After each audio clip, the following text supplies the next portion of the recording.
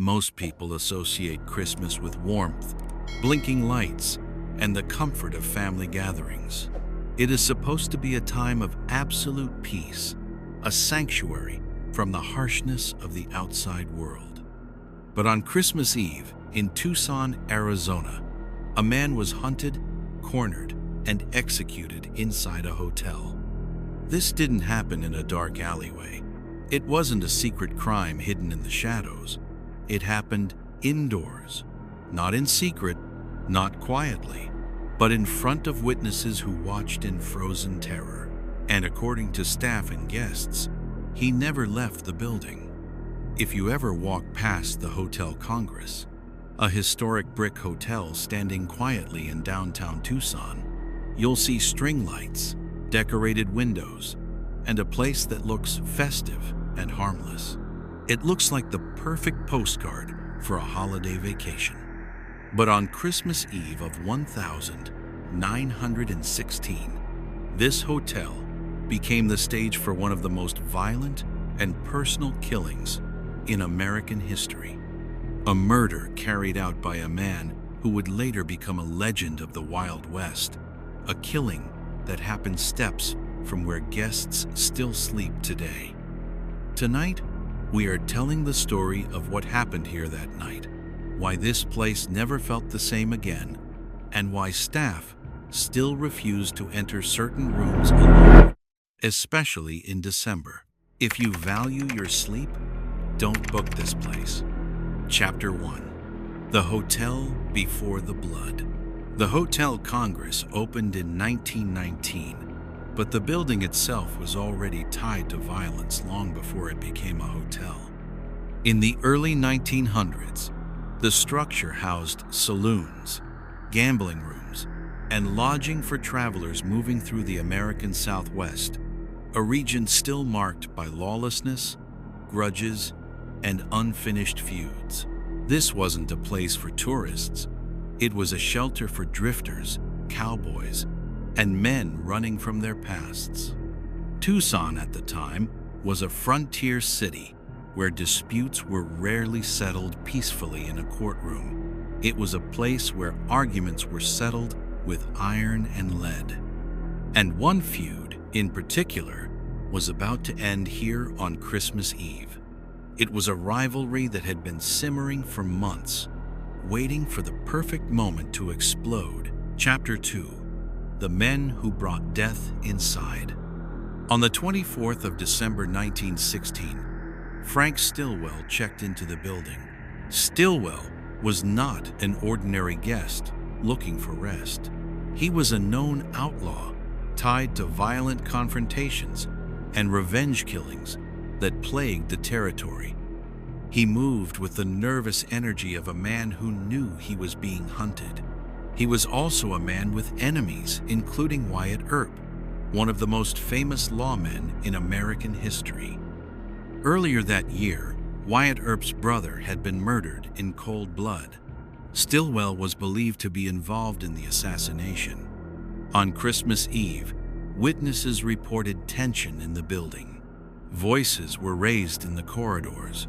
Footsteps were heard pacing the halls, heavy and anxious, as if someone was waiting for the inevitable. In the early morning hours, gunshots echoed through the hotel, shattering the silence of the holiday. Stillwell was found dead, shot multiple times at close range. This was not self-defense. It was an execution. Wyatt Earp was later questioned, but never convicted. The law looked the other way. The hotel returned to business. The blood was scrubbed away, and the bullet holes were patched. But something stayed behind. Chapter 3. What guests started experiencing. Years later, after the building officially became the Hotel Congress, guests began reporting strange experiences, especially around Christmas. It started subtly. Footsteps in empty hallways when no one else was booked on the floor. Doors opening and closing on their own. The latches clicking loudly in the dead of night. A strong feeling of being watched near the room where Stillwell died, as if eyes were tracking your movement from the shadows. Some guests reported hearing a man coughing, pacing, or muttering angrily late at night, repeating unintelligible words. Others claimed they smelled gunpowder. It wasn't cigarette smoke. It was the distinct, sharp scent of a fired weapon lingering in the air. Staff members noticed something even more disturbing. Complaints increased dramatically during December. Guests requested room changes without being able to explain why. They would simply say the room felt heavy or wrong. Some left in the middle of the night, abandoning their stay rather than spending another hour in the dark. Chapter 4. The room people refuse to sleep in. There is one room in the Hotel Congress that staff quietly warn each other about. Guests staying there report vivid nightmares, dreams of being chased through dark corridors, dreams of gunfire, and the physical sensation of impact. Several guests claim they woke suddenly at the same time, around 2 a.m., the estimated time of the murder. They wake up sweating, hearts racing, with no explanation. One guest reported waking to see a shadow standing near the door, hat pulled low over its face, watching the bed silently. When the light was turned on, the room was empty. The air was freezing cold. The door was locked from the inside. This happens frequently enough that some regular travelers know to ask which room they are being assigned to avoid it. Chapter 5. Why Christmas Makes It Worse. Paranormal researchers believe anniversaries amplify energy tied to violent events. They call it the anniversary effect. Christmas Eve at the Hotel Congress is not just a date, it's a trigger. It acts as a portal to the past.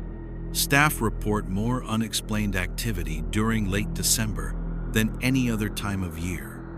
Objects are misplaced or thrown across the room. Lights flicker rhythmically.